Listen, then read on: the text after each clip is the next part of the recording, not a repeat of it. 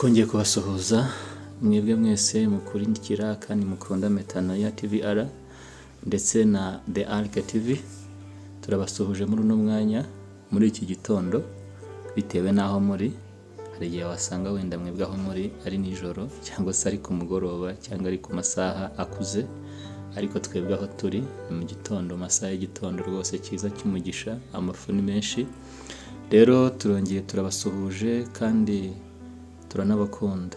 Dukunda ko mudukurikira, dukunda ko mukurikira ibiganiro dushyiraho, dushima ko mujya mutanga na komenti ku byo tuba twakoze mutwankuhaja. Rero turabashimiye. Uyu munsi rero twongeye kugaruka mu kiganiro cyacu kuri no 200 cyangwa se imiyoboro 2 cyangwa se platform 2 arizo Metanoia TVR na The Ark TV. Nkuko muyibona imbere yacu cyangwa se kuri izi screen zombi muri kuhabona umutumirwa. Reka tumusabe abanze atwibwire, abashya abibwire, abo dusanganywe bongere kumwibuka, hanyuma nyuma turaza gukomeza. Mukozi w'Imana, Yes. amakuru Turashima Uwiteka. twongeye kukwakira kuri izi kamera za Metanoia ndetse na The Ark. Suhuza abantu badukurikiye, Yego turabaramukije. ubibwire neza cyane. Turabaramukije mu izina rya Yesu. Kuri Metanoia TVR abankurikiye mwese, Yesu abaho umugisha. Turamenyeranye hashize wenda iminsi ariko turaziranye kereka abashyashya. Abankurikirana kuri The Ark TVR namwe ndabaramukije. Amahoro y'Imana bane namwe. Kugira ngo wenda waba ari mushyashya amenye, mfite amazina abiri. Nitwa Tuyishime Gad. Ndi umupapa, mfite abana babiri n'umudamu umwe, nakijijwe ntuye i Muhanga cyangwa se Gitarama mu majyepfo mu Rwanda. Yego arakoze cyane Gadi. Abantu bamaze kukumenyera haba kuri Metanoia haba kuri The Ark, abantu bamaze kumenyera ku biganiro byiza ugenda uduha. Uno munsi tugiye kuganira topic iri very sensitive cyangwa se abantu batavugaho rumwe badakunda kuvugaho rumwe, ariko kandi wayisesengura, y'abantu bayisesenguye usanga iteye inkeke. Usanga ari ikintu gikomeye, ni ikintu kiboneka mu bakristo cyane cyane mu matorero ya Gipantekote cyangwa se mu matorero yakunze kwitwa ko ari ay'umwuka, nubwo wenda amatorero ryose rishingiye rya Kristo rishingiye ku mwuka, ariko hariho abantu babiha imbaraga cyane. Ako kantu k'umwuka wera bakagaha imbaraga cyane, bigatuma n'abantu babitirira iryo zina. Harimo ibintu rero byitwa abantu bakunze kubwiriza ariko babibwirije vuba. Ntago ari topic ije imaze igihe kinini, numva rwose ntago imaze igihe kinini muri sosiyete yacu. Ukurikije bene igihe amatorero yagiye ashingirwa mu Rwanda, kumva nk'Abangirikani igihe baziye, kumva nka Adventiste igihe yaziye, Katolika yo n'ubukombe, hanyuma amatorero ya Pentecote nayo igihe yaziye. Ndatekereza ko nk'iryacu ifite yubile y'imyaka 80. Urumva ko iyo myaka ntabwo ari mikeya, kandi nari mu matorero yagiye aza nyuma. Hanyuma ariko ntekereza ko igihe iyi nsanganyamatsiko tugiye kuganiraho itangiye kwigishirizwa, ntabwo yabirenze imyaka nka 20 bari myinshi. 25-30. Yego. Hanyuma ni ikintu abantu bakunda kwita ngo karande. Karande ubundi abantu benshi hari abatazemera, kimwe nk'uko abantu nka bya binini twasanze mu Rwanda bavuga tumwako, bamwe bakavuga tumwako, baha abandi ati ntubaho. Akanavuga ko ari abawutera, akanavuga tuzirinde kanaka ntimuzahure mu gitondo tuko muhuye mu umunsi wawe urangiye. Rero tugiye kuganira kuri ikintu bita karande, kandi ndatekereza ko nitubimara kukiganira hamwe n'umwuka dufashije nk'uko twabisabye Imana, hari ikintu biri buhindure ku myizerere y'abakristo ndetse bose. Reka rero ngusabe ubanze usenge Imana kugira ngo umwuka ayobore iki kiganiro tugiye gukora, kugira ngo kizagire umusaruro, ubundi turagaruka nyuma. Reka dushime Imana. Data, mu izina rya Yesu, Mana Nyiringabo, ni wowe waremye byose, ni wowe ushobora byose, uzi byose. Urukundo rwawe ni rwinshi kuri twebwe. Mana, turakubashye muri iki gitondo, turi kuri izi channels uko ari ebyiri, tuvuze izina ryawe nishyirwe hejuru mu izina rya Yesu. Mana, turakweka kino kiganiro. Mana, turasabye kugira ngo Umwuka wawe wera atuyobore. Ntitwifuza kuvuga ibintu biri aho ngaho gusa, ntitwifuza kuvuga ibintu bidafite ubuzima, nk'uko turahamagara ubuzima bwo muri Kristo Yesu, kugira ngo Mana hagire benshi bakire ubutumwa bwawe, bakire basobanukirwe, bava ahantu hamwe bagera ahandi bw'imbabazi zawe. Tuzi neza yuko nta kindi Mwami Yesu cyakuzanye atari kugira ngo udukize. Rero reka mu ijambo ryawe twakire gukira, twakire agakiza, twakire gukira kuko uri Imana ibishoboye. Urakoze Data, rero uha umugisha wadukurikiye kandi ukomeze kutwungura ubwenge twese hamwe mu izina rya Yesu Kristo. Amen. Amen. Urakoze cyane Gadi. Yes.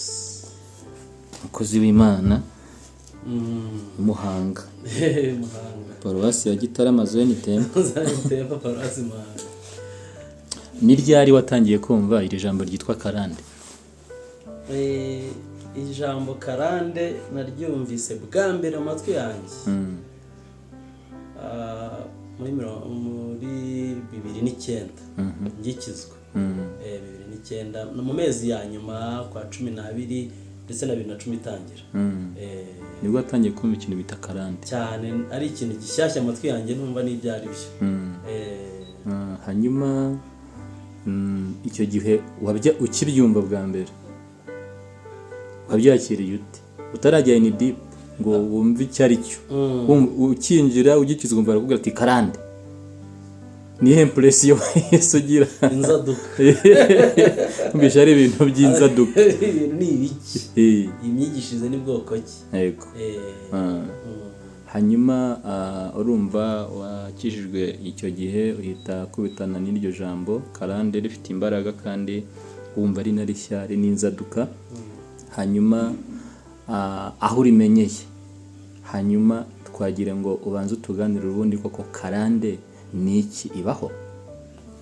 Yego. Reka bitangeho ibitekerezo. Mbere yuko wongera icyo mvuga, nkunda kubwira abadukurikirana yuko dutanga icyo dufite. Yego. Icyo twahawe kumenya nicyo dutanga. Ikindi ntabwo biba bivuze ko umuntu avuze ari ryo hame rya nyuma. Yego. Haba kuzuzanya. Nawe hari icyo uzi, hari abandi bakozi b'Imana benshi babiziho, babivuzeho, hari n'ababyanditseho ibitabo, internet irabivuga, inyandiko zitandukanye wageraho ugashakisha. Rero mu by'ukuri turatanga umusanzu w'icyo dufite n'icyo twumva, kandi twizera ko Umwuka w'Imana hari abo ari bufashe. Yego. Rero ijambo karande ubwaryo ni ijambo ry'Ikinyarwanda. Inigiye mu ndimi z'amahanga nta nubwo usanga bisa nkaho bitajya kuvuga kimwe neza. Ariko karande ni ijambo ry'Ikinyarwanda. Nagerageje kubaza abantu bamwe na bamwe bahurije ku nshinga ngo yitwa kuranda, ari nayo ivaho yitwa kurandaranda.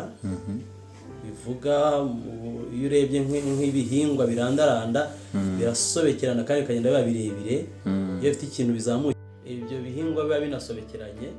Karande uruhererekane, urusobe rw'ibintu.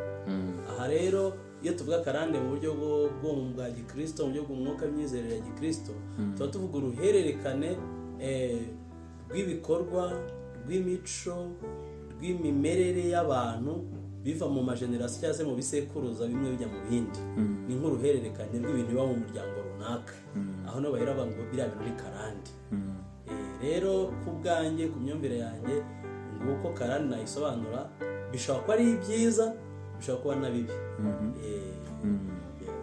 None niba karande ari ibintu bituruka mu miryango, mu bisekuru, bishobora kuba ari heredite. Bishobora kuba ari n'ibyiza, bikaba ari n'ibibi. None wowe ukigera mu itorero, karande yari iri foko, yari ishyizweho imbaraga cyane. Se wumvaga ari karande y'ibyiza cyangwa ni karande y'ibibi. ngera mu itorero icyavugwaga ndetse nanjye icyo ndi butindeho uyu munsi ni karande y'ibibi. Yego. Kubera ko turifuza yuko icyo kibi gikomeza kurandaranda mu buzima bwacu gicika. Yego. Icyo cyatsi kirandaranda ushaka kugitema, wagitema kikuma, nicyo gikomeje kugenda kirandaranda. Rero ni ibibi. Ni ibibi. Yego. Ya urumva ni bibi bitwomaho bikadukurikira, ari byo bikunze kwitwa karande. Ndibuka ko na Kristo ari mu butumwa bwe ku isi ngo yahuye n'umuntu urwaye, ngira ngo yari afite ubumuga bwo kutabona, ngo baramubwira ati ariko se ni icyaha cye cyangwa ni icyaha cya se? Yani magambo no kuvuga tubona isi karande. Ubu si karande irimo imwirukaho. Hanyuma Yesu ati ashwi, ntabwo ari karande, ntabwo ari icyaha cye, nta nubwo ari n'icy'ababyeyi, ahubwo ni ukugira ngo imirimo y'Imana yerekanirwe muri we. Aho ngaho aho siho haba abantu benshi bahera ibintu bya karande bakabihakana. Birashoboka. Icyo cyanditswe gishobora gutuma umuntu atekereza yuko karande itabaho, kuko abigishwa babaje Yesu impamvu umuntu ameze gutyo, bashaka kwishakira mu nkomoko y'iwabo cyangwa ku byaha yakoze. Rero Yesu ntabwo yigize abyemeza, yagaragaye gusa yuko imirimo y'Imana izagaragarira mu uwo muntu, ndetse Imana igashyirwa hejuru kuko Imana izamukiza. Iyo kondisiyo yari muriho, ntigeze agaragaza yuko bituruka mu babyeyi cyangwa byaha bye bwite. Aho rero rwose birashoboka ko umuntu yahavuga akanahagarara akavuga ati rero kuva Kristo yaravuze kuriya ntabwo karande ibaho. Si naho gusa, hari n'ahandi avuga ngo iyo umuntu ari muri Kristo Yesu aba ari icyaremwe gishya, ibya kera biba byashize. Ubutumwa bwigishijwe na Pawulo. Bwa Pawulo. Rero ugasanga naho umuntu ashobora kwicara akavuga ati biba byanarangiye, niba byaranabayeho biba byanarangiye iyo nagiye mu gakiza, ntabwo biba bigomba gukomeza kunkurikirana. Ndetse abantu benshi niko bizera, kandi uwaba abyizera gutya afite ishingiro kuko afite ibyanditswe bimushyigikira. Rero ahangaha twebwe cyangwa njyewe muri iki kiganiro ndi bugerageze kuba pratique. Yego. Noneho mvuge ngo ese koko niba bimeze gutyo kubera iki? Noneho dusanga hari kese zitandukanye zihariye. Aha rero niho turi buvuge tuti mu by'ukuri turafata ingero zitandukanye. Yego. Nyinshi zihagije ku byo abantu bashobora gukora. Nge ninjira mu itorero bavuga karande, nakubwiye ko mbere nanjye numvaga ari ibintu bidasobanutse, ariko uko bakomezaga bigisha nafataga ishusho yanjye. Kugira ngo usobanukirwe karande urabanza ukireba, ukabanza ukireba wowe ubwawe, ukabanza ugakurura ibyo urimo uracamo, ubuzima ubayemo, ukareba mu muryango, kwa data, kwa mama, aho ubasha kujya naho ushaka gusobanukirwa. Akenshi iyo urebye neza usanga hari ibintu byinshi bikunda kugenda byirepeta, kugenda bigaruka. Hari igihe unabaza n'amakuru avuga ati no mu bisekuruza wenda nka 2 cyangwa 3 byabanje habaye ikintu iki n'iki, ugasanga rero niho umuntu akurura akabona ikitwa umugozi w'akarande ukomeza kugenda ugaragara mu muryango. Turi butanga ingero rero. Yego. Reka dufate nk'urugero, dufate nk'ikintu bita ngo uriya muntu afite karande y'ubusinzi. Ukinjira mu muryango ugasanga umwana anywa inzoga. Abantu banywa inzoga mu buryo butandukanye, zikanabagiraho ingaruka mu buryo butandukanye. Abantu binywera inzoga bakaba abanyamahoro, abantu binywera inzoga ugasanga ntacyo batwaye. Ariko hari nk'umuntu unywa inzoga yari muzima mu kanya, mwavuganaga, mwaganiraga, mwajyaga inama, ariko yamara kunywa inzoga agata umurongo, agasara, agakora ibidakorwa, nyamara zamuvamo ejo ukabona atangiye kwirogoza abayobozi. Ariko yakongera akanywa, ibyo bintu biteye inkeke. Ndumva bizana behavior, bizana imyitwarire ibangamye cyane hehe muri societe no mu buzima bw'umuntu. Noneho ugasanga baravuze ati za nzoga za Yohana ni za se Petero neza, cyangwa ni za sekuru Mariko. ugasanga ni nk'ikintu cy'umugozi kiba mu muryango kugira n'aho abantu babyemera bati ibi ni ibyacu mujye mutureka twebwe aba n'aba ni uku duteye ni uku tumeze. Rero aho ngaho iyo uri umunyabwenge niho utangira kubona ukavuga ati hano hari umugozi w'akarande utugendagendaho ujyanye n'iki n'ubusinzi kandi butujyana mu byago.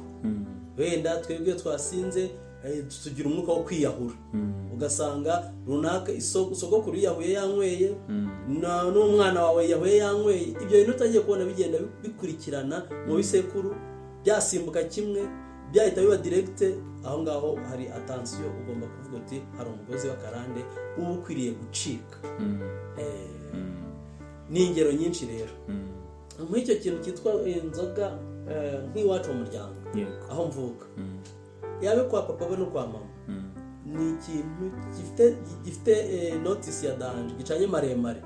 Umuntu wese n'umurokore waho wese aba agomba kwitwararika kuko inzoga ni umugozi w'akarande. Banywa inzoga cyane kandi abenshi zibagiraho ingaruka ziteye ubwoba. Ni za nzoga ariko n'abaturanyi n'ahandi aho umuntu yabaye ushobora kuba naho wavuka hari abo wajya kubona abantu basinda bakarara bagenda nka nijoro ntaryama akarara azenguruka nko muri karitsiye. ahubwo hari nk'umuntu ukorera amafaranga atashira ntasubire gukora, akabanza kuyanywera agashira akabona gusubira mu kazi. Nabyo bibaho cyane pe. Hari nk'uzo ngero nari ntanze z'abantu barara bagenda nijoro yanyweye ariko kararasakuza muri karitsiye azenguruka urugo ku rundi avuga. Usanga mu miryango y'iwacu tugira abantu basinda bagataha mu majoro nijoro baririmba indirimbo z'abasinzi kugera ku rwego abantu bavuze ati uwo ni runaka, bakaba barabimenye bati uwo nguwo ni runaka aratashye. Urumva rero wari umwuka uremereye. Usanga nagiye mbigenzura nkareba nsanga ni umugozi muremure wo guhera mubona agiye mbasha kumenya.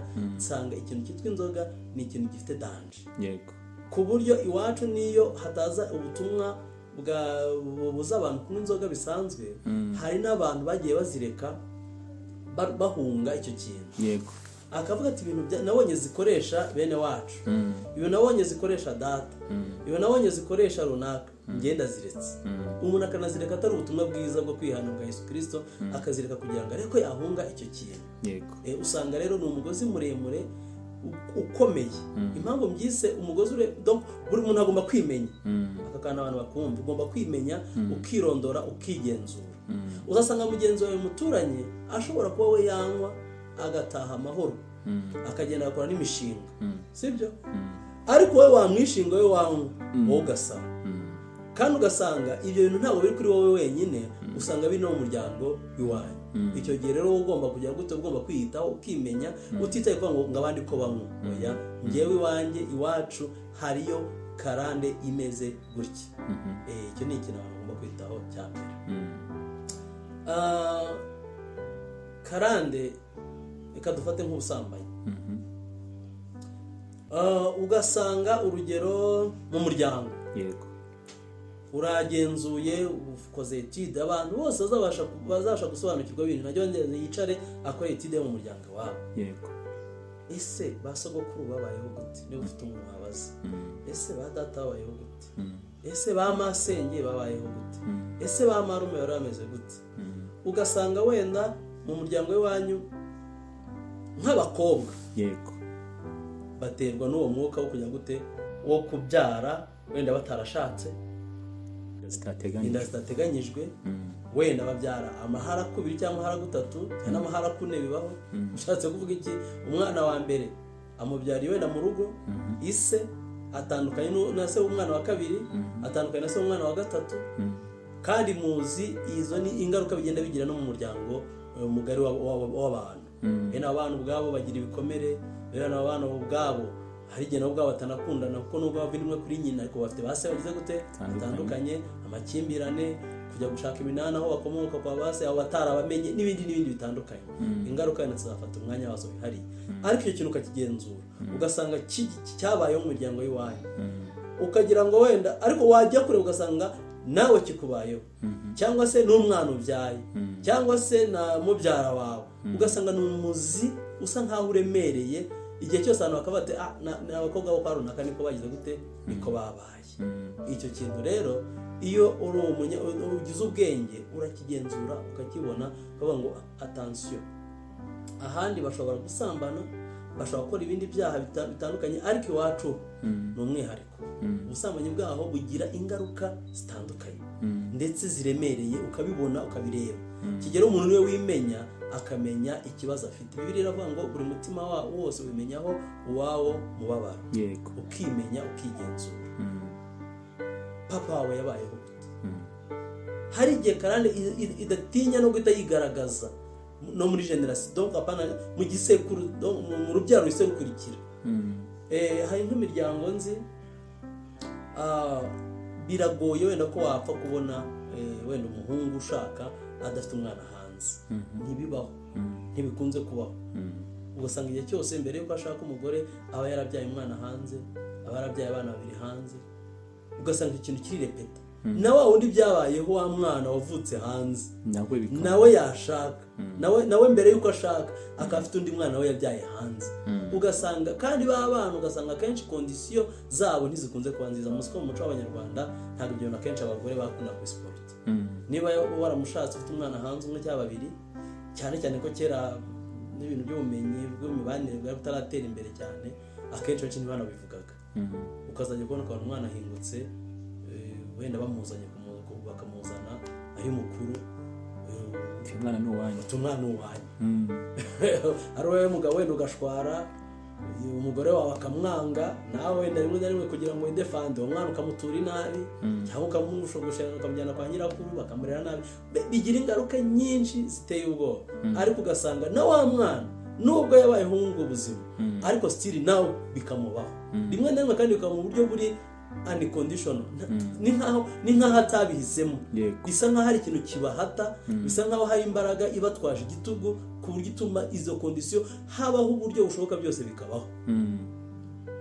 Myani bagambo uko data yabayeho nanjye bari kombaho, uko runaka yabayeho, donc ugasanga ni ikintu gikurikirana cy'umugozi mu muryango. Izo ni nk'ingero twatanga, wenda abantu bashaka guhita batanya kugenzura ko bati burya attention, hano hari umugozi wa karande uri ku muryango wacu. Rimwe uravuga karande ahubwo nkumva umuntu wese ameze nk'uyifite.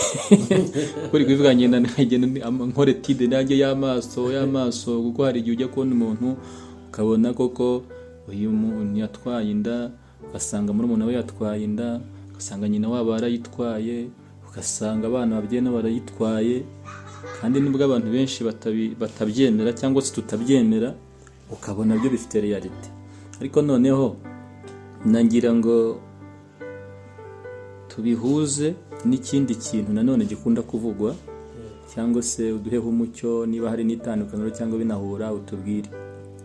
Noneho hari ikindi kintu iyo bavuze karande ntibatana no kuvuga n'imivumo. Karande, imivumo. Nanditse harimo abashumba benshi babyigishaho, abantu bakabitwara mu mwikomoko ngo babigize business yo kwigisha karande n'imivumo, bazo bakureho imivumo, hano bavuga ati bakureho imyako, imikoshi n'ibindi bintu byinshi bigize gute bitandukanye. Rero yari byaterwa n'izo terime nazo ziba zije, noneho abantu bakayifata ukundi. Ariko hari imiryango ujya ubona ugasanga nta muntu n'umwe muri bo ushobora kwiga amashuri ngo na primaire ayirangize. Hari imiryango ubona hadashobora kubamo ubukwe, ntibibeho ko habamo ubukwe rwose, ugasanga nta muntu waho ujya ukora ubukwe. Hari n'uwatubwiye ngo we n'umuvugabutumwa turi inshuti ngo nta bukwe bwabaga mu muryango wabo, ngo cyakora ngo ubugerageza kubamo n'ubwitwa ubw'ubugarukiramana. Abantu baramaze kubana, noneho nyuma ngo bakagarukira Imana bakaba. Hariho imiryango idashobora kugira ubutunzi, wajya wari ugasanga ni abantu bose bahora bakorera abandi, batunda imicanga, bakira amabuye, bagira gute na gute na gute. Abantu bakavuga ngo ni imivumo, abandi bati ni akarande. Ese koko imivumo n'akarande ni kimwe, bitanira he? bihurira he? Ese umuvumo kuko ubundi ni iki? Umuvumo, inyigisho z'imivumo na karande akenshi ziragendana, kuko usanga n'imivumo ubwayo nayo igenda ifata amagenerasiyo, kuko umuvumo ni ingaruka ziba zitewe n'imyitwarire idahwitse yabayeho mu bantu. Mu yandi magambo, ubundi root cause y'ibintu byose aho bikagera ni icyaha. Yego. Ubundi tuvuga ngaha icyaha gihita gihinduka icyita rusange, kuko hatariho icyaha ntitwatuma tuvuga imivumo, ko nta muntu wakwiye kuba avumwa atarakoze icyaha. Imyitwarire mibi, ibikorwa bibi byagiye biba mu miryango, mu buzima bw'abantu, akenshi bizana ingaruka. Izo ngaruka rero nizo dukunda kwita umuvumo. Nubwo hari noneho n'imivumo ubwayo ishobora kuzanwa n'abantu, umuntu akakuvuma mu magambo, ariko nabyo ubwabyo ni icyaha. Donc icyaha ubundi nicyo kiri santere ya byose. Rero iyi mivumo ni ingaruka. Muzi ko iyo twinjiye mu byanditswe, Bibiliya itubwira n'Imana ubwayo ko yigize gushyiraho seti y'imivumo izakurikira. Donc ni ibintu bibi, ni ibihano, ni ingaruka zizaza ku bantu bitewe n'imyitwarire yabo. Usomye Gutegeka kwa 2:28 ugahera ku 15, ubona Imana ibwira Abisirayeli ngo ibi bintu nimwibeshya mugakora ibyaha, mukagenda kure y'amategeko yanjye, dore ibintu bizabakurikira. Irondora ikintu cyitwa imivumo, irayivuga pepe, kandi ikavuga ngo bizabazaho, bize no ku bana banyu, bize no ku bazabakomokaho, donc bihinduke uruhererekane. Niyo mpamvu usanga rero karande n'imivumo biyagendana, kuko usanga n'ubundi ni bya bintu bibi bikomeza kugenda bikurikira imiryango n'urubyaro rw'abantu. Rero izo ngero batangaga nizo zirahari. Hari aho usanga abantu bafite nyine ikintu kimeze nk'umuvumo, kazi, ikintu cy'icyambaro kibambaye giteye ubwoba, cy'ubutindi bukomeye butajya burangira, n'abantu bakarwana intambara zikomeye, abantu bagashakisha, abantu bagakora wenda, aho ugasanga ntahava ntahagera. Niho abantu bageraho ukabona babuze igisubizo, yaburira igisubizo ku Mana. Rero rimwe na rimwe ugasanga bafashe n'indi myanzuro, umuntu akaniyahura akiyambura ubuzima, akavuga ati ibintu biranyobeye. Rero usanga ibyo bintu biba bisaba ko abantu babicara bakabigenzura. Ubwo bukene bukomeye, ubwo butindi bukomeye, ibibazo byo kudakora ubukwe, kandi atari uko abasore atari abasore beza, atari uko atari abakobwa beza, atari uko wenda baranize, wenda bafite n'amafaranga, ariko ugasanga igihe cyose bakabizwa kuba umuryango runaka ngo nta bukwe bujya buhaba, ngo yewe ngo n'uwagerageje kubukora ngo yasaze mbere ngo yasaze mbere yuko bubaho. Cyangwa ibyo bintu umuntu akabyicarana akabireba, agashyira akaguru kandi akavuga ngo ni amahoro. Ntabwo ari amahoro. Haba hakeneye ko abantu bigenzura, noneho hagashakwa igisubizo. Rero umuvumo ubaho, ni ingaruka, akenshi ni ingaruka zo kutubaha Imana, cyangwa se z'ibyaha, cyangwa z'ibintu bibi n'imyitwarire mibi abantu baba baragiye bagira, no bikagenda byafekita imiryango yabo n'abazabakomokaho. Yego. Muri Bibiliya mu gitabo cya Samweli, kugira ngo yego twakomeza, niba ari icya mbere ari icya kabiri, ni inkuru za Dawidi, kandi inkuru za Dawidi zifatanyije ngo ibice byombi.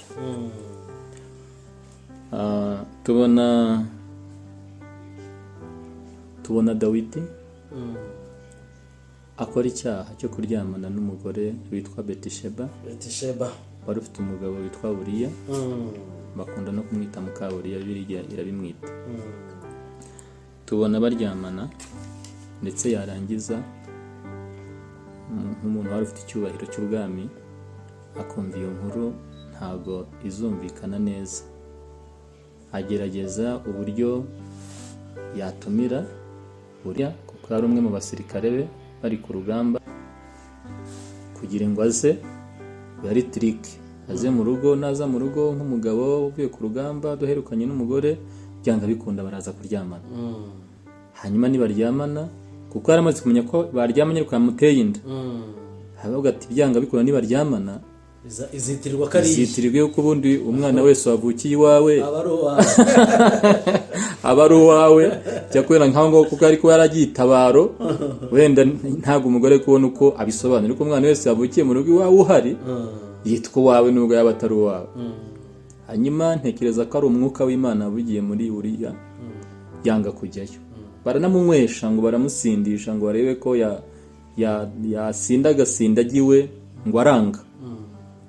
Hanyuma rero icyo kinyoma yakoze Dawidi byaje kurangira kitamuhiriye, noneho kibyara ubugome kuko yasabye umugaba w'ingabo ko yashyira Uriya ahantu ku rugamba kuri front, ahantu hakomeye cyane, kujya akamubanza imbere, kwari ukugira ngo nyine agire gute arugweho. Byanga bikunda nubwo birete bivuga ko ushobora kuba baramushyize imbere ariko bakanamuhana kugira ngo nyine intego y'umwami mugambi mubisha ugerweho. Hanyuma mu magambo Natani yamubwiye ko bizamugiraho ingaruka, vuga ko inkota itazava mu rugo. Kandi twagiye tubona umuhungu wa Abusalomu yaramumenenganishije, amwirukana ku bwami, ivumbi riratumuka rwose, maraso arameneka. Hanyuma tubona umuhungu wa Dawidi afata ku ngufu arepinga umukobwa nanone wa Dawidi, Amunoni na Tamari. Biri ko Ikinyarwanda cyitwa ngo ni ugukinda, gakinda Tamari. Hanyuma tuza kubona Abusalomu na Amunoni none bicana. Hanyuma none nyuma kandi tuza kubona Abusalomu ataha, oya ni Adoniya, oya na Abusalomu ataha ngo kunshoreke za Dawidi ku manywa y'ihangu ngo yabikoze ku mugaragaro, ari nk'ibirori agamije gusebya se no agamije gusebya se. Hanyuma tubona nanone na Salomo amaze kwima ingoma, Dawidi yaratanze uwitwa Adoniya wari warashatse kwiyimika. Tubona ngo asaba mukasi, ubwo nise ni nyina wa Salomo, amusaba ngo ajye kumusabira inshoreke ya se Dawidi abisagi ngo babane. Ese ibi bintu ni karande, ibi bintu ni imivumo, dusobanurire. Ibi bintu ni umuvumo, ni umuvumo waje mu muryango wa Dawidi, ariko uwo muvumo uhita uhinduka akarande, donc ukomeza kugenda ukurandaranda kwa, donc ni umuvumo ubwabyo, kuko Dawidi niwe wakinguye umuryango w'icyaha. Haricyo bita porte d'entrée. Iyo ujya gukora deliverance cyangwa ugiye kubanza gushaka kwibohora, ugomba kumenya ni uwuhe muryango ukingutse ku buzima bwanyu winjiza icyo kintu. Yego, umuryango Dawidi yakinguye ni uw'ubusambanyi n'ubwicanyi yagambiriye. Noneho Imana iprononsa igihano ku buzima bwe, yego, binyuze mu muhanuzi Natani. Uyu munsi twese ngombwa ngo umuhanuzi aze guhagarara imbere yawe, Bibiliya irahari. Kiza imbere yawe inzira ebyiri, umugisha umuvumo, urahitamo, kuko igihembo cy'ibyaha ari urupfu. Hari ama principe hari mu bwami bw'Imana. Byanga byakunda ntabwo umuntu azakora icyaha gutya gusa ngo yumve ko birangiriye aho ngaho. Naho leta itagufata ngo iguhane, naho batagushyira muri gereza, hari loi de la nature Imana yashyizeho. Yego, isi y'umwijima nayo izi kuzikontorora ikazimenya, igihano kikiyapurika kikaza mu buzima bw'umuntu. Rero Dawidi yiwe yakinguye umuryango w'icyaha, icyaha gihita kizana ibihano. Inkota yinjira mu muryango, bya byaha yakoze byiza noneho byikubye kenshi. Ibaze we yasambanyije umugore umwe, we bamusambanyiza abagore 10. Yego, hazamo yakoze icyaha cy'ubusambanyi busanzwe, ariko ingaruka yaje hinjiye icyo bita amahano, incest, aho musaza yafashe mushiki we, ntabwo babyumvikanye, ahubwo yamufashe ku ngufu. yanabwiye ati wansabye papa ko atari bukunyime. Urumva rero uriya ni umuvumo, ariko karande, umuvumo ukomeza. Buriya tukomeje tukinjira mu masekuruza, ushobora gusanga byarakomeje kugenda bibaho mu buryo butandukanye, ndetse bigenda bigaba amashami manini maremare kugeza aho imiryango ishobora kuba igihura n'ibibazo bikomeye cyane. None se ga urumva umuvumo na karande birenda gusa. Hari ukuntu umuvumo ari igihano cy'imyitwarire cyangwa se cy'icyaha cy'ibyaha, hanyuma uko gikomeza kugenda gikwira kikaranda kikaba karande. Ni ibiki bigaragaza karande cyangwa se imivumo, ku buryo n'uno munsi wajya ubona umuntu ukavuga ati uyu muntu afite akarande? ntabwo nagamije kuvuga ngo uriya afite karande, kuko ngira ngo ni nayo mpamvu ari Yesu yabujije bariya abantu kubemerera yuko icyago kiri kuri uriya muntu yagiye gukiza ari icyaha cye cyangwa se ari icy'ababyeyi.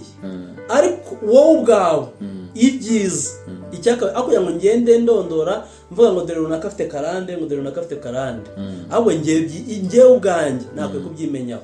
Njye numva ari wo muti mwiza, kuko umutima w'umuntu ukwiye kubanza kwigenzura. Bireba ngo ntugatokora ijisho rya mugenzi wawe utabanza kujya gute no gutokora umugogo uri mu ryawe. Umuntu we byibura yakwiye kubanza akireba, kandi nabivuzeho tugitangira. Ibizaranga nyine akarande cyangwa se imivumo mu miryango yanyu ni ibi bikorwa, ni izi ngaruka, ni ubu buzima bupfuye ubona bukomeza kuba mu muryango wanyu, ushaka kuba mu buzima bwanyu, kandi ubona buri repetitifu, bugenda bwisubiramo. Aho ngaho niho abantu bakwiye gusitopinga, akabanza akava mu bintu byo gupinga no kudashaka kumva, akabanza akareba ngo kubera iki, unless kereka umuntu nashaka kubyemera. Bibiliya yagize kuvuga ngo ubwoko bwanjye burimbutse buzize kutamenya. Hari igihe kutamenya byarimbura ubuzima bw'abantu, ariko hari abantu bamenya ntibagibwaho n'urubanza. Abantu bamenya bakwisuzuma, hari ubutabarwa bagira, kuko Yesu Kristo we yaravuze ngo yazanywe no kubohora imbohe, ngo azanywe kugira ngo atangaze umwaka w'amahoro n'uw'imbabazi, nk'uko kubwira abantu bari mu magereza ngo babohore. Ntabwo ari mageragere gusa yavugaga, hari n'izindi gereza abantu baboheyemo. Izo karande, iyo mivumo iboshya abantu. Rero Kristo yaje gutangaza kubohoka. Umuntu yakubanza kwigenzura, ni ukora etide. Twebwe abashumba batuyoboraga, wazanaga urupapuro ukandika kwa data, aha akomoka ni kwa runaka ubasha kugera. Ibyo nabashije kumenya babayemo, ibibi byakunze kubaranga n'ibi. Ese indwara, ubundi urugero indwara ziganje wacu ni izihe? Ugasanga kanseri guhera kuri sogokuru, ugasanga indwara z'ibisazi, barasara. Ibyo bintu ukabireba wicaye hano uyu munsi muri 2025, ugatuza ugashyira akaguru ku kandi. Oya, ukwiye kuvuga ngo hano hari attention. Rero izo repetition z'ingaruka z'ibibazo bitarangira by'uruhererekane bikunda gufata abantu n'ibyaha, kuko ibyaha umuvuzo karande twavuze ko ni ibyaha. Habaho ibyaha by'akarande, hakaba n'imivumo y'akarande. Uko ibyaha bikomeza kuba repetitif mu muryango, ni nako ingaruka zikomeza kugenda nazo ziza ari nyinshi. Barasambanaga nanjye ndasambana, baribaga nanjye ndiba, baricaga nanjye ndica, sibyo? Ubwo ni ibyaha by'iki by'akarande. Ariko dore ingaruka zigenda zifunguka uko ndushaho wenda bo barasambanaga bakagira abagore benshi, ibyo bita ubuharike, bakagira za polygamy, wenda bakanabijera neza pe. Ugasanga umugabo umusaza yifitiye abagore 5, yibyariye abana 40 ingahe, yabagaho gutyo, abagore abonye muri quartier iki, bo bakabagira uburyo babijera. Ariko ingaruka zigiye kuza ziza noneho zahinduye indi sura. Noneho mu myaka no hakazaho iki, hakinjira amahano, hakinjira kuryamana n'amatungo, hakinjira butinganyi, hakinjira bya bindi byinshi tugenda tubona bigenda bihindura isura. So ni ibyaha, ariko naho ingaruka zagiye ziraremereye, cyangwa se n'uburyo bigenda by'imultiplier nabyo usanga bigenda biremera. Niyo mpamvu rero umuntu ni byiza ko umuntu yigenzura, akareba ku giti cye, no ku muryango we, mbere yuko ajya kureba ngo ngo dore ngo Dominique arahise ngo urafite karande. Oya, banza wirebe n'ibyo byiza bizatuma ubohoka, ko umuntu ashaka kubohoka ku giti cye mbere yuko ashaka kureba ku bandi. Niyo advice natanga. None se God, karande cyangwa se imivumo ishobora kubera intambamye umuntu kwakira Yesu? Oya. umuntu ashobora kwakira Yesu nk'umwami n'umukiza akabaho akijijwe yanditse mu gitabo cy'ubugingo kandi akazajya mu ijuru ariko aboshywe n'imigozi ya karande. Sibyo? Aha ndabisubiramo. Umuntu ashobora gukizwa akakira Yesu nk'umwami n'umukiza kandi akazajya no mu ijuru ariko yarabayeho mu isi afite imigozi y'akarande imuziritse imwe n'imwe n'imivumo imwe n'imwe cyangwa se myinshi. Ariko noneho karande ishobora gutuma umuntu aba no mu byizerwa. Bishatse kuvuga ngo iki? Iyo ititaweho ngo umuntu asenge, ntangiye kwinjira mu buryo bwa deliverance, iyo ititaweho ngo ikurweho ishobora no kuzakubuza urugendo rugana mu ijuru nyamara wari warakijijwe. Kubera iki? Ni umugozi uresista cyane ukaba ku buzima bw'umuntu ku buryo ushaka gusanga, ntabwo ujya mu basaba bavuga ngo,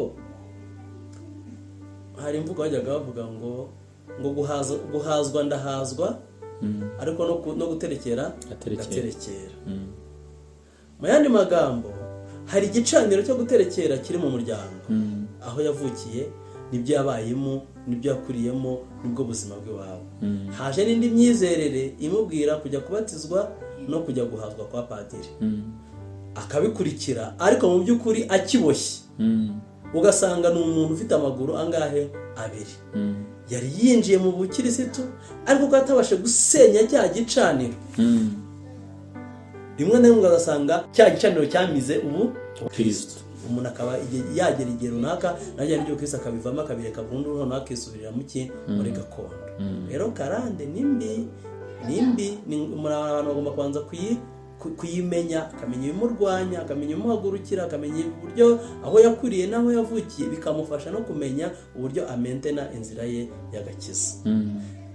Ya mivumo na za karande ushobora gutuma umuntu agendana nazo akazagenda agera mu ijuru, ni bya bindi by'ingaruka zitari ibyaha.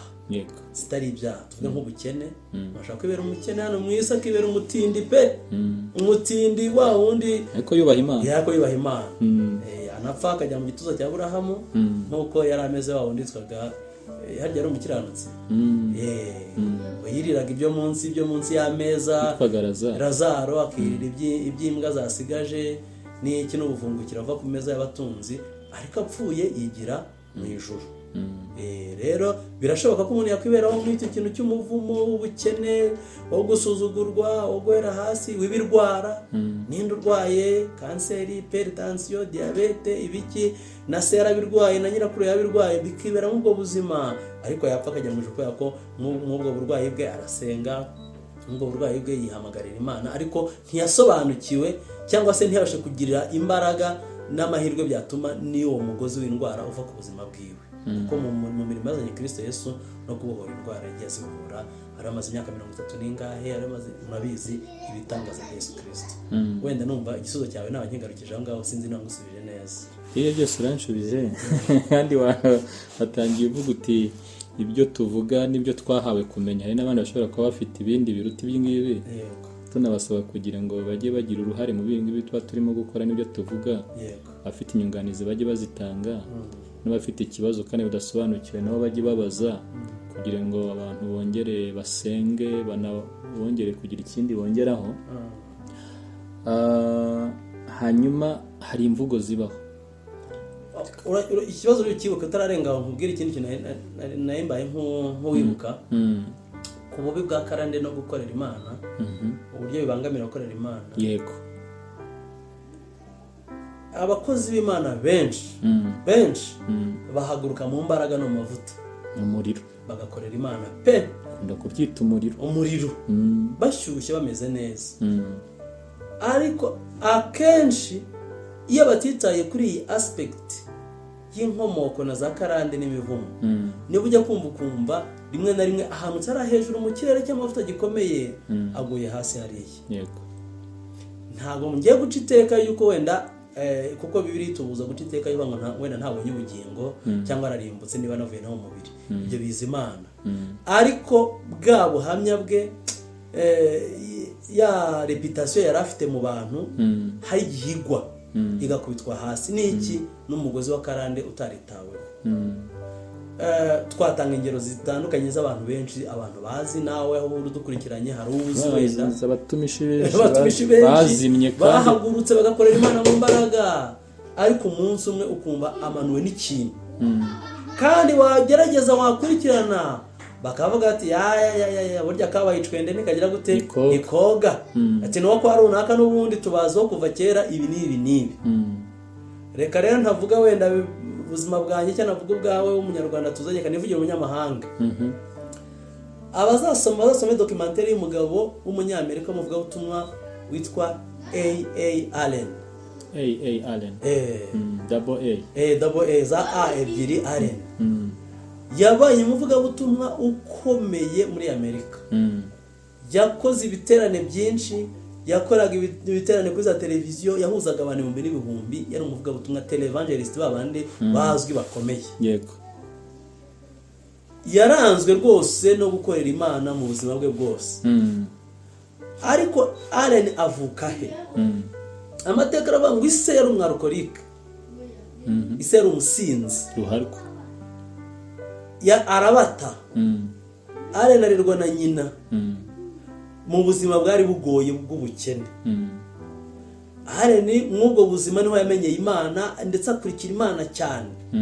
Abenshi dukurikira Imana tuvuye mu bikomere n'imigozi ya za karande. Yego. Kubera ko iwacu hari ikintu cy'umwijima, kibazo bikomeye, badata baradutaye, abama batureze ari bagowe, noneho wakubitana n'agakiza n'ihumure ry'Imana ugahuguta ndaruhutse, ugata wirukanka ukegera Imana ugakunda Imana, bikaba na byiza pe ukanaruhuka.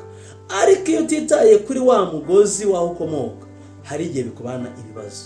Allen byagenze gute? Yakomeje gukorera Imana gutyo, Imana imuha amavuta, Imana imugira neza, ariko Allen ikintu cyitwa wa mugozi wa se w'ubusinzi uza kumukurikirana kandi ari umuvuga butumwa ukomeye. Bivuga yuko abo bakoranaga muri ministeri baba bamuri hafi, biba niko comments zimwe zivuga bari babimuziho yuko nubwo avuga ubutumwa ariko anywa, ariko akanywera mu ibanga, ariko akanywa nyinshi. Ntabwo yanywaga gake. Yego. Ntabwo ariko akandi ka Paulo yabwiye Timote. Oya, Allen ngo yanywaga nyinshi. Igitangaje rero cyabene ibyo bintu ntabwo nzi ko yarabanye n'Imana, ntabwo nzi ko Imana yajyaga imuganiriza. Njye nakubwira wenda ibyanjye mu buhamya nzi neza nuko iyo umuntu ari umuntu w'Imana akaba afite ibyaha bivanga, agenda bivangavanga, byanga byakunda Imana igenda imubwira ikamubuza. Nendaga kukubwira nanjye nendaga kubaza ntisuni ngo ngubwo iyo ntiyaba ari irresponsibility ya Kristo igihe ikoresha umuntu ufite na za karande z'ibyaha ikamweho rigakomeza ikamukoresha gutyo, nahubwo yaba ari mu opportunist. Oya, burya rero Imana iratangaje n'ubwiru bw'Imana buratangaje. Ubundi impano y'Imana biratuye ko Imana itanga ngo ziri irrecoverable. Imana ziducuncumiraho cyane kaziduha ku buryo iba yatanze. Imana ikunda umuntu. Usanga Imana kenshi Imana bahaye abantu rimwe na rimwe usanga bakomeza kuzigumana nubwo bajya mu byaha. Ariko Imana ko bitifuza kuko umuntu arimbuka ikamuhanira gukiranuka. Imana ngo ntiyoshya gukora ibyaha ahubwo ihanira umuntu gukiranuka.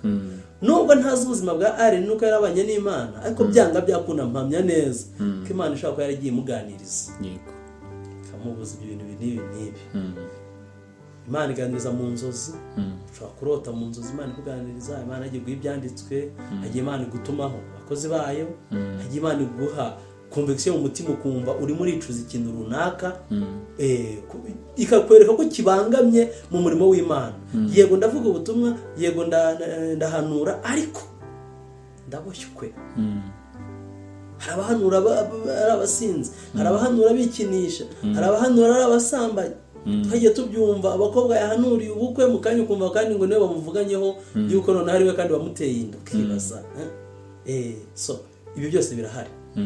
Rero iba ari umuntu ubwe ni wowe wavuniye ibiti mu matwi Yego. akanga kumva Imana imubuza ariko mpamenya neza ko Imana iba yamubwiye. Allen rero amateka avuga yuko mu gusoza ubuzima bwe Allen yishwe n'inzoga. Yishwe n'inzoga bamusanze muri room yari yarayemo yanyweye bya rikeri byinshi afite ibicupa bya rikeri byinshi ngo umutima urahagarara. Uwo ninde ni tele evangelist ni umuvugabutumwa mpuzamahanga ariko akomoka hehe kwa alcoholic. Yego. Akomoka ku musinzi bamwe b'inzoga none nawe yishwe n'ubusinzi. Si ukunywa gusa bari abasinzi. Burya hari ibintu tugomba kumenya, hari abantu banywa sindi busigirize icyaha cyo kunywa inzoga. Yego. Uretse ko nacyo ni debate ndende uzi ko abantu bakigiraho debate nabonye baranagikozeho. Hari abantu banywa byibura ukabona nubwo anywa ariko byibura afite n'ubuzima arakontorora imibereho ye akora za business ze wagira gute. Ariko hari abandi banywa noneho bakajya kuri rwa rwego ko inzoga zarabagize imbata rimwe na rimwe nta kindi kintu ashobora gukora ubundi yarataye ama responsibility yose. Ise wa Allen we nuko yari ameze yari wa mwarukorike wishwe n'inzoga urwana utita ku rugo rwe wabataye wigendeye yakwisindira ajya kwibera hehe utubari. Yego. Uwo ni wo muvuga ubutumwa yakomotse. Rero nkabwira abakozi b'Imana n'abantu benshi bahagurutse mu ivuga butumwa iyo usanze uvuka ahantu hameze gutyo mu mibereho imeze gutyo wakwiye kwitondera uwo mugozi kavuga ngo kuko birabanga nuhagaze yirinda atagira gute atagwa. Kuvuga ngo uyu mushibuka wahoze kuri data na sogokuruza njyewe wazankubita hasi bikagutera gufata umwanya uhagije kugira ngo ukore n'icyo kintu nk'uko tubivuga mu bijyanye na deliverance. Ni gute abantu barwana n'iyo migozi, ni gute abantu ariko ntiwabikora utabimenye. Yego. Kuko kumva niko kubanza unabanza kumva nunakabona gushyira mu bikorwa. Ya urakoze cyane nagira ngo amugani kuko tuzavuga kuri session nyinshi kuri iki kintu. Abantu bumvisheho gake kuri karande n'imivumo n'abatabyemera bagize challenge batangire bigenzure barebe ibibabaho barebe ubuzima babayeho ariko ntawe ufate nk'ikintu gitaho ngo bagenzure lifelong process cy'ibintu bibabaho babigenzure barebe niba bitaba ari karande hanyuma nibasanga yaba ari karande ubwo bariyegurira umukiza. Hanyuma n'abantu bakunda kuvuga ibintu ati ni umugisha w'Imana uravukanwa ubwo ni umugisha w'Imana uvukanwa ngo haba hari utawuvukana ubwo Imana ibaye ko hari abiho umugisha nabi tawuha urumva Imana bayihaye icyaha indi bakabigira amahirwe n'ibiki hanyuma ariko reka dusoze tuvuga ngo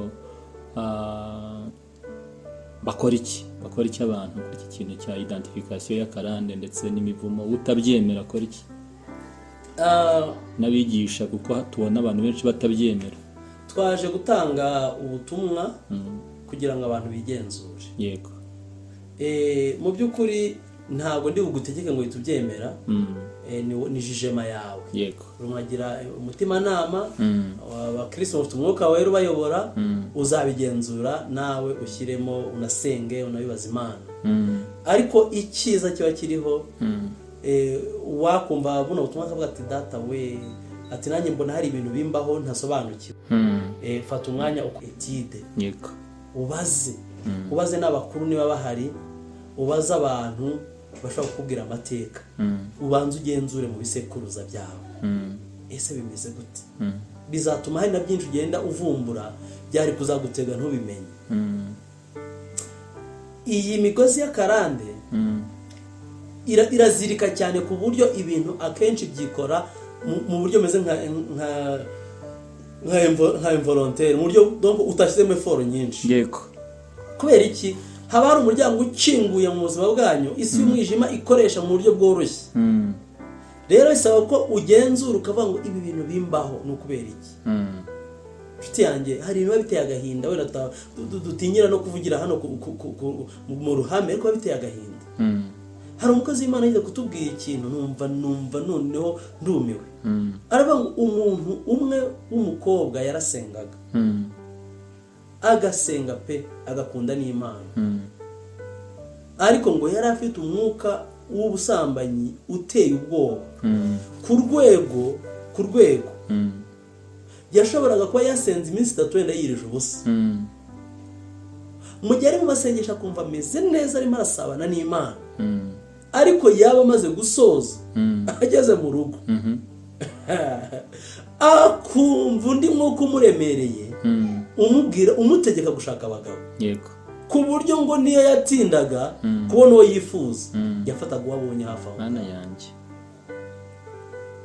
iyo yatindaga kubona uwo yishimiye yafataga uwo abonye hafi aho ngaho. Dufata urugero, niyo yaba ari akamayi uwo babonye aho, kavuga ati ngwino sha jya muri dushe ukarabe, kamusiga amavuta. Gutwazwa igitugu, kubohwa imigozi. Uwo muntu ntago nzi neza inkomoko ye, ariko uramutse ugenzuye usanga ibyo bintu bitinjiye aka kanya, bafite ahantu bikomoka akenshi. Rero twebwe nk'Abanyarwanda dufite impamvu nyinshi zo kwigenzura, nyinshi zihagije, kuko turi mu bisekuru bya mbere bitangiye gusenga. yego, Rero ni byiza kandi bigenzura, kuko abatubanjirije baciye muri byinshi bitandukanye. Bimwe bakoze bazi ko ari byiza, ibindi bakoze nta mutima ucira urubanza, kuko sosiyete z'icyo gihe nuko zari zimeze. Ariko twebwe uyu munsi mo biratuzanira imivumo iremereye, biratuzanira ibindi byaha dukomeza gukingurira no kubazadukomokaho. Umunyarwanda aca umugani aravuga ngo uwiba ahetse ababwiriza uri mu mugongo. Tuzirikane neza yuko uyu munsi niba ndimo ngendera nanjye mu byaha, ndimo ndakingurira umuryango abazankomokaho. Rero nitwicare twisuzume, twakwisuzuma ntitwagirwaho n'urubanza ko twamenya uburyo turwana. Dukomoka mu miryango yaraguje, yaterekereye. Ibyo bintu ni ibintu abantu kwe kuba bazi, apana kubivuga gutya gusa ngo Abanyarwanda bose baraterekereye, barabandwe. Baza amakuru, menya ngo iwacu byari bimeze gute. Ese nkatwe tukiri abana batoya hari dukeya twibuka, wenda ntabwo nzi imihango tera, ariko hari ibyo nzi. Ibyo ngibyo bituma negera nkabaza runaka, bakambwira ati byari bimeze gutya, anyogosenge bagize ibibazo ibi n'ibi, basogokuru babajyana kubavuza aha n'aha, babategeka ibi n'ibi, babacikira iki n'iki. Ibyo ayo makuru ukaba uyazi. Ayo makuru uyazi, umenya uburyo usenga, umenya uburyo urwana n'iyo migozi. Tuvuka muri za sosiyete. Navuze inzoga ni ikintu kiremereye mu mico y'Abanyarwanda. Naratangaye ejo nagiye mu bukwe bw'abarokore nsanga baracyavuga inzoga mu bukwe. N'umuco ujye ubibona, nabaye umuco, ujye ubibona. Ari abapasiteri babirimo basabana. Pasiteri Yohana yaje gusaba Pasiteri Mariko, akavuga ati Yesu ashimwe, bakishima bakavuga Imana bakanezerwa. Ariko wagera ku ijambo ryo gusaba umugeni akavuga ati rero mushumba ngutuye inzoga yo kugira gute yifatire inzoga isaba umugeni. Umva ko ni ikintu kiba kitoroshye. Abantu bazaduhe na komenti, ese ko kubira ibyo bintu birakwiriye. Njye nabyibajijeho cyane pe, ndavuga ni ko ubuzi inzoga ukomeye. Ariko uzasanga dukomoka mu miryango imeze gutya. Rero biroroshye kuba umwana umusore uyu munsi yahaguka agasenga, ariko yagera hirya akongera agasubira mu nzoga. Bisaba kwanza kwigenzura, ukabanza ukamenya iwacu bimeze gute, njye ibyo nibonaho bimeze gute. Si ibyo nibonaho hari uwo tubisangiye, indwara zihari, imbasa, ubumuga, indwara ziremereye, ubugumba buri iwacu. Ese gusenya ingo kuri iwacu, ese hari uwiwacu wigize wubaka nawe agasohoka mu rugo, hari uwataye umugore, uruzerero ruhari. Aragiye abantu dukunda kujya hanze, ariko tutazi ni iki kimwe kitwirukanza. Hari umwuka w'uruzerero ujya bakubana. Sinci intege abajya kuba hanze ni heza, hajya ugenda ugakura amafaranga ukabaho. Ariko hari rwa ruzerero rw'abantu bagiye baba hanze, ugasanga nta kintu bahamaze, ahubwo barahapfiriye. Sogokuru wawe yagiye i Bugande gupagasa, agezeyo agarutse bamwamburira mbararane ko ajya yaririmba. Ahinguka mu rugo amaze imyaka 5 yaragiye gupagasa, aza yambaye kamambiri z'imbusanye. Umwana wamukomotseho nawe niko byagenze. We ntiyagarutse ahubwo yaguye ishyanga. Nawe uyu munsi urahagurutse urirukanze, ugiye gupagasa mu mahanga, ariko niba ugize wita kuri uwo mugozi, uragiye urakoze. Abandi barungutse, ariko wowe ni wowe uhora usabiriza iyo ngiyo za Canada, ni wowe uri ku muhanda, iyo ngiyo za Burayi, ni wowe uri banza umenye isoko, banza urebe, banza ubaze umenye, nubara kubimenye haraba hari amahirwe menshi yo gutsinda. Numvaga rero twagarukira aho ngaho. Imana ibagirire neza. Urakoze cyane ku kiganiro cyiza tugiranye cy'imivumo na karande, kandi umuntu wese ukurikiye hari ikintu ari butoremo, kandi kumva niko kuzana kwizera. Hanyuma kandi Imana irahari kugira ngo igirire neza umuntu wese uyishaka. Teka tugane ku musozo dusenga, kandi tubwira abantu bose ngo mukande subscribe kuri izi channel zombi, hari Metanoia TVR, hari The Ark TV, kugira ngo mujye mukurikira ibiganiro tubaha, kandi mutwungure n'inama, muduhe ibitekerezo, batubwire ibigomba gukorwa, bishimwe, kandi ibigaba nabwo bigawe, inama zitangwe. Reka dusenge. Mana, turagushimye, tugushimiye ubuntu bwawe, tugushimiye kudukunda. Tuganiriye n'umukozi wawe kuri no topic abantu batavugaho rumwe, kandi ibitekerezo atanze turahamya neza ko umwuka yabishoreye kandi yamuhishuriye. Turasenze kugira ngo ubohore sosiyete y'Abanyarwanda mu izina rya Yesu Kristo. Kandi ijambo ryaravuze ngo muzamenye ukuri, kandi ukuri niko kuzabatura. Kandi biragaragara ko abantu benshi baboshywe, abantu benshi bari mu bubata ndetse batanazi, ariko turakwinyuze kugira ngo abohorwe n'ijambo rye biciye muri ubu butumwa bugenda butangazwa. Umuntu wese wumva iki kiganiro turamusengeye kugira ngo Mwuka Wera amuyobore icyo akwiriye gukora, kandi ababwiriza butumwa bwiza turabasengeye kugira ngo ubahishurirwa rituma babwiriza ubutumwa bubohora abantu. Urakoze kumvishe gusenga, tubisabye twize izina rya Yesu Kristo. Amen.